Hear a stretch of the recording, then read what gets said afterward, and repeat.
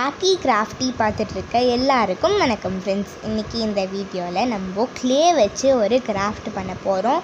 இந்த கிராஃப்ட் வந்து ரொம்ப க்யூட்டாக இருக்கும். ஆனால் இதுக்கு வந்து நம்மளுக்கு க்ளே மட்டும் போதாது, நம்மளுக்கு வந்து ஒரு பென்னோட ரீஃபில் வேணும். அது வந்து ஜெல் பென்னோட ரீஃபிலாக இருந்தாலும் பரவாயில்ல, பால் பென்னோட ரீஃபிலாக இருந்தாலும் பரவாயில்ல.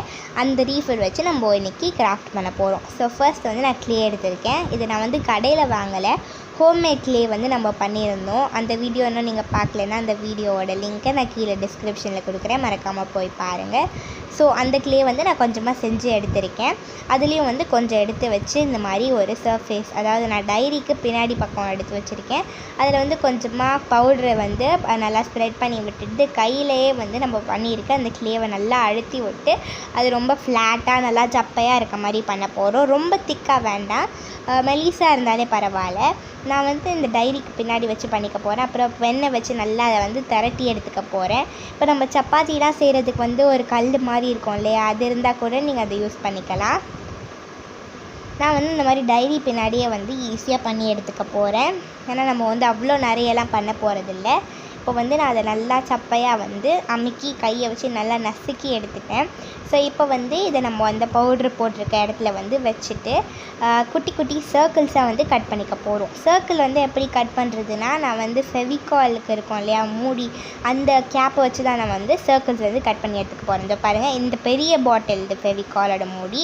உங்களுக்கு வந்து வேறு ஏதாவது வேணும்னா கூட அதை யூஸ் பண்ணிக்கலாம். ஃபார் எக்ஸாம்பிள் நீங்கள் வந்து இந்த ரீஃபில் எடுப்பீங்கள்ல, அதில் வந்து பென்னு கேப் இருக்கும், அந்த கேப் வச்சு கூட நீங்கள் வந்து இந்த மாதிரி கட் பண்ணிக்கலாம். இந்த பாருங்கள், இந்த மாதிரி சர்க்கிள்ஸ் கட் பண்ணிக்க போகிறோம்.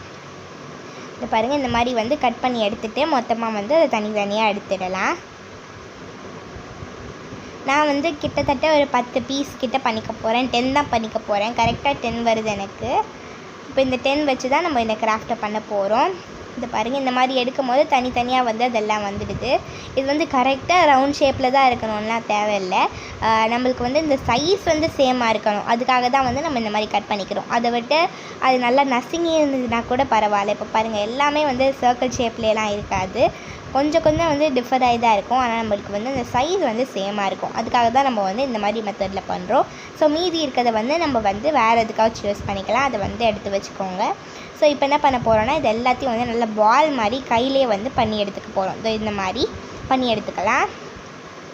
இந்த மாதிரி நான் எல்லாத்தையும் வந்து கையிலே வச்சு நல்லா பண்ணிடுறேன். அப்படி வந்து உங்களுக்கு சேம் சைஸில் கரெக்டாக வேண்டாம், சும்மா கையிலே எடுக்கிறதே கரெக்டாக எடுத்துடுவேன்னா நீங்கள் அந்த மாதிரி டைரெக்டாக வந்து கையிலே கொஞ்சம் கொஞ்சமாக எடுத்து பண்ணிக்கலாம். ஆனால் இந்த மாதிரி மெத்தடில் நீங்கள் செய்யும் போது அது ரொம்பவே ஈஸியாக இருக்கும். கொஞ்சம் கஷ்டமாக தான் இருக்கும், ஏன்னா அது கொஞ்சம் டைம் ஆகும் கட் பண்ணி எடுக்கிறதுக்கு. ஆனால் இது வந்து ரொம்ப சூப்பராக இருக்கும், எல்லாம் கரெக்டான ஷேப்பில் இருக்கும். இந்த வீடியோவை வந்து நீங்கள் கடைசி வரைக்கும் பாருங்கள், அப்போ தான் வந்து உங்களுக்கு ரொம்ப அழகாக புரியும். ஏன்னா நீங்கள் வந்து ஒரு ஸ்டெப்பு மிஸ் பண்ணிங்கனாலும் உங்களது வந்து கொஞ்சம் டிஃப்ரெண்ட்டாக இருக்கும். இப்போ நான் வந்து எல்லாத்தையும் வந்து சர்க்கிள் ஷேப்பில் வந்து எடுத்துக்கிட்டேன். இப்போ இந்த பென்னோட ரீஃபில் தான் எடுத்துக்க போகிறேன். பாருங்கள், இது ஒரு பால் பென்னோட ரீஃபில் தான். இது வந்து ரொம்ப ஃபுல்லாக இருக்குது, ஏன்னா இது வந்து ஒரு புது பென். நீங்கள் வந்து பாதி யூஸ் பண்ணியிருக்க பென் வந்து எடுத்திங்கன்னா அது வந்து கொஞ்சம் சீக்கிரமாகவே காலி ஆகிடும். ஏன்னா நம்ம வந்து பெருசாக அது வந்து வேறு எதுக்கும் யூஸ் பண்ண முடியாது, அது வந்து ஒரு ஷோ பீஸாக வைக்கிறதுக்கு மட்டும்தான் யூஸ் ஆகும் அதுக்கப்புறம். அதனால தான் நான் வந்து ஒரு புது பால் பென்னோட ரீஃபில் எடுத்திருக்கேன். ஸோ அது வந்து ரொம்ப நாள் வந்து யூஸ் பண்ணிக்கலாம் அதுக்காக. ஸோ இப்போ நம்ம பண்ணி வச்சுருக்க இந்த பால்ஸ் எல்லாத்தையும் வந்து நான் ஒன்றா இந்த மாதிரி ரீஃபில்லில் வந்து சொருவிக்க போகிறேன். இந்த பாருங்கள், எல்லாமே வந்து ஒன்றா வந்து நம்ம பண்ணிக்கலாம். உங்களோட ரீஃபில் வந்து எவ்வளோ பெரிய சைஸில் இருக்கோ அதுக்கேற்ற மாதிரி தான் நம்ம வந்து இப்போ பண்ணிக்க போகிறோம். ஸோ இப்போ வந்து நான் எல்லா பால்ஸையும் வந்து உள்ளே வந்து இன்சர்ட் பண்ணிவிட்டேன். எனக்கு வந்து ரொம்பவே கேப் இருக்குது கீழே, அதனால் நான் இன்னும் கொஞ்சம் வந்து பண்ணி அதுக்குள்ளே வந்து இன்சர்ட் பண்ணிக்கிட்டேன். ஸோ இவ்வளோ பெருசாக வந்து எனக்கு கிடச்சிருச்சு. நம்மளுக்கு வந்து மீதி இருந்த க்ளே இருக்கு இல்லையா, அதில் வந்து இன்னும் கொஞ்சம் எடுத்துக்கிட்டு அதையும் வந்து நல்லா பால் மாதிரி பண்ணி எடுத்துக்க போகிறேன். பவுடரை வச்சு நல்லா பால் மாதிரி பண்ணிவிட்டு என்ன பண்ண போகிறேன்னா, அந்த பென், அதாவது நம்ம பண்ணி வச்சுருக்கோம் இல்லையா, அதுக்கு பின்னாடி வந்து இதை இன்சர்ட் பண்ணிட போகிறேன். உங்களுக்கு எவ்வளோ பெரிய கேப் இருக்கோ அதுக்கேற்ற மாதிரி வந்து நீங்கள் பண்ணிக்கோங்க.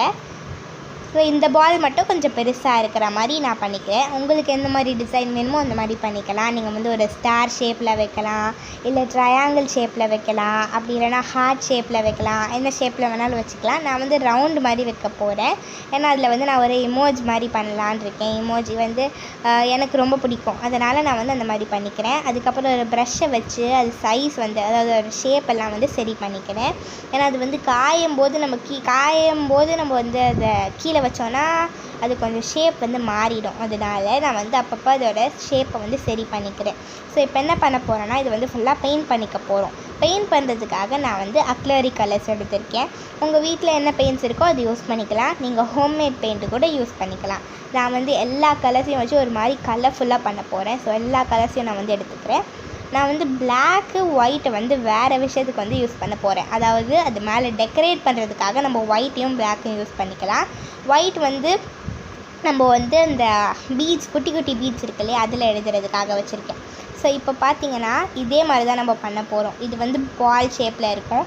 இது ஃபுல்லாக வந்து எமோஜிஸ் தான் இருக்கும்.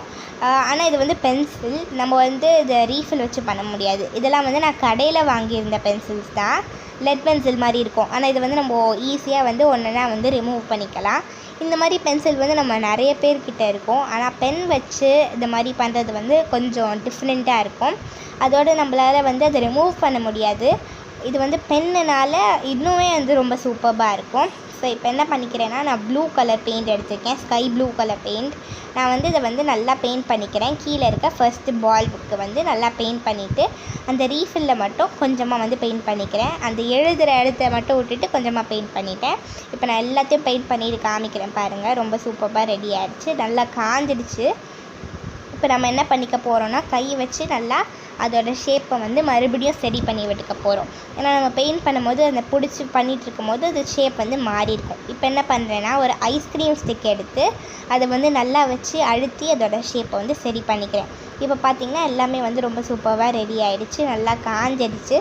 இப்போ வந்து நம்ம அதை வந்து நல்லா ஷேப் வந்து சரி பண்ணிவிட்டு அது மேலே வந்து இந்த மாதிரி ஏதாவது எழுதிட்டோ இல்லை ஏதாவது வந்து டெக்கரேட் பண்ணிட்டோன்னா நம்மளுக்கு வந்து இந்த பென் வந்து ரொம்ப சூப்பராக ரெடி ஆகிடும்.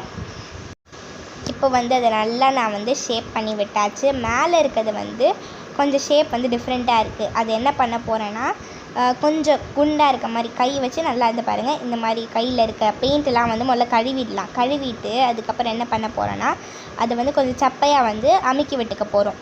கொஞ்சம் ஃப்ளாட்டாக இருக்க மாதிரி, அதாவது இந்த மாதிரி இருக்க மாதிரி பண்ணிக்க போகிறோம். அதோடு அது ஸ்ட்ரெயிட்டாக இருக்கணும். அந்த பால் அதாவது அந்த பென்னோட லைனுக்கு வந்து ஸ்ட்ரெயிட்டாக இருக்க மாதிரி இதை பாருங்கள் இந்த மாதிரி. ஸோ இது வந்து ரெடி ஆகிடுச்சு. இதுக்கப்புறம் வந்து நம்ம என்ன பண்ண போகிறோன்னா இந்த மாதிரி ஷேப் பண்ணும்போது மறுபடியும் வந்து நம்ம நல்லா அதுக்கு ஃபோர்ஸ் வச்சு அழுத்தினோன்னா பெயிண்ட் எல்லாம் வந்து வந்துடும். அதனால் என்ன பண்ண போகிறோம், மறுபடியும் வந்து இன்னொரு லேயர் பெயிண்ட் வந்து இது காஞ்சதுக்கப்புறமா நம்ம வந்து பண்ணிக்கலாம். இப்போ வந்து நான் சும்மா எழுதி காமிக்கிறேன். இது அவ்வளோவா காயலை, அதனால் வந்து நான் கொஞ்சம் லூஸாகவே வந்து பிடிச்சிருக்கேன். இப்போ வந்து நான் இதை இன்னொரு பெயிண்ட் வந்து அதாவது இன்னொரு லேயர் பெயிண்ட் வந்து ஃபுல்லாத்தையும் நான் பெயிண்ட் பண்ணிக்க போகிறேன். ஏன்னா நம்ம வந்து இந்த மாதிரி ஷேப் பண்ணும்போது அந்த எல்லோவில் கூட ரெட் வந்து நல்லா மிக்ஸ் ஆகிடுச்சு. அதனால் இப்போ வந்து நான் வந்து பெயிண்ட் பண்ணிக்கிறேன். இப்போ வந்து ஃபுல்லாத்தையும் நம்ம வந்து பெயிண்ட் பண்ணி எடுத்துக்கலாம். அதே மாதிரி ஃபர்ஸ்ட் எப்படி பண்ணோமோ அதே மாதிரி, ஆனால் இருக்க கலர்ஸ்க்கு வந்து இன்னும் கொஞ்சம் ப்ரைட்டாக தெரிகிறதுக்காக தான் நம்ம இதை வந்து பண்ணுறோம். உங்களுக்கு வந்து இது வேண்டாம், இது வந்து இந்த மாதிரிலாம் வந்து ஒன்றும் மிக்ஸ் ஆகலை அப்படின்னா நீங்கள் அப்படியே கூட யூஸ் பண்ணிக்கலாம். இந்த மாதிரி பண்ணும்போது இன்னுமே ரொம்ப ப்ரைட்டாக தெரியும். அதனால தான் நான் இந்த மாதிரி பண்ணிக்கிட்டு இருக்கேன்.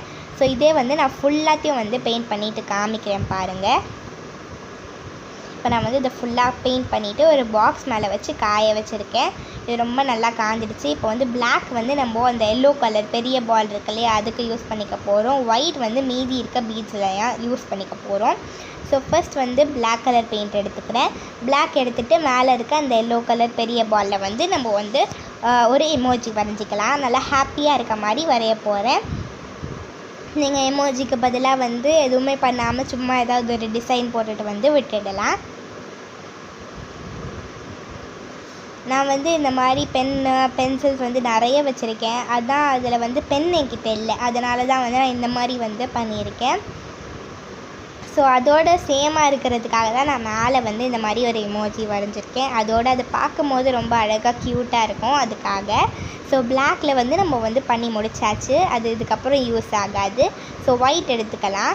எவ்வளோ பீட்ஸ் நீங்கள் வந்து போட்டிருக்கீங்க, அதாவது இன்சர்ட் பண்ணியிருக்கீங்கன்ட்டு பார்த்துட்டு அதுக்கு வந்து கரெக்டாக ஏற்ற மாதிரி நீங்கள் வந்து உங்களுக்கு என்ன வேணுமோ அதை வந்து அதில் டெக்கரேட் பண்ணிக்கலாம். நான் இன்றைக்கி என்ன பண்ண போகிறேன்னா, நேமை வந்து இதில் எழுதிக்க போகிறேன். ஸோ மேலே வந்து 3 பீட்ஸ் விட்டுட்டு கீழே 2 பீட்ஸ் விட்டுட்டு அதுக்கு நடுவில் வந்து என் நேம் எழுதிக்க போகிறேன். என் நேமில் வந்து 8 லெட்டர்ஸ் இருக்குது.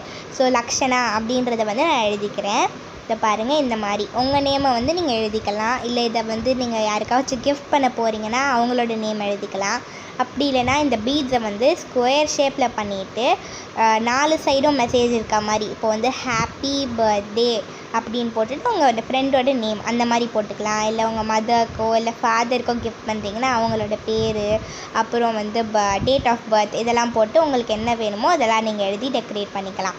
ஸோ மேலே 3 நான் சொல்லியிருந்தேன்ல, அது வந்து 3 மேலே இருக்குது, கீழே 2 இருக்குது. அது வந்து கொஞ்சம் அன்ஈவனாக இருக்கனால மேலே இருக்க ரெட் கலர் பேரில் வந்து ஒரு லைன் போட்டுட்டேன். அதுக்கப்புறம் அது கீழே இருக்க 2ல வந்து நான் எமோஜிஸ் வரைஞ்சிருக்கேன். கீழே இருக்க 2லேயும் வந்து நான் எமோஜிஸ் தான் வரைஞ்சிக்க போகிறேன். இப்போ பார்த்திங்கன்னா சேட் ஃபேஸ், அப்புறம் வந்து க்ரைங் ஃபேஸ் அந்த மாதிரி இருக்க மாதிரிலாம் நான் வரைஞ்சிக்க போகிறேன். ஸோ இப்போ வந்து இதை நம்ம கம்ப்ளீட் பண்ணியாச்சு. இதை வந்து நான் வந்து நல்லா காய வச்சுட்டு அப்புறம் வந்து உங்களுக்கு எழுதி காமிக்கிறேன் பாருங்கள். இப்போ வந்து இது நல்லா காஞ்சிடுச்சு. நான் ரொம்ப நேரம் நல்லா காய விட்டுட்டேன். ஸோ இது வந்து ரெடி ஆகிடுச்சு. இது ரொம்ப க்யூட்டாக இருக்குது.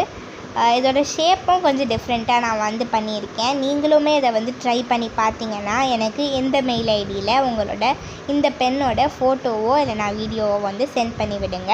ஸோ இப்போ வந்து நான் உங்களுக்கு இதில் எழுதி காமிக்கிறேன் பாருங்கள். ஆர்ட்டி கிராஃப்டி அப்படின்ட்டு நான் வந்து எழுதியிருக்கேன். இது ரொம்ப சூப்பராக இருக்குது. பென் ரீஃபில் வந்து எந்த அளவுக்கு பிரைட்டாக இருக்குமோ அதே அளவுக்கு தான் உங்களுக்கு இப்போது வந்து ரொம்ப சூப்பராக இருக்கும். இது மேலே வந்து நம்ம சும்மா டெக்கரேட் பண்ணியிருக்கோம், அவ்வளோதான். இதுதான் இந்த பென். உங்களுக்கு இந்த வீடியோ பிடிச்சிருந்துச்சுன்னா லைக் பண்ணுங்கள், ஷேர் பண்ணுங்கள், சப்ஸ்கிரைப் பண்ணுங்கள். தேங்க்யூ.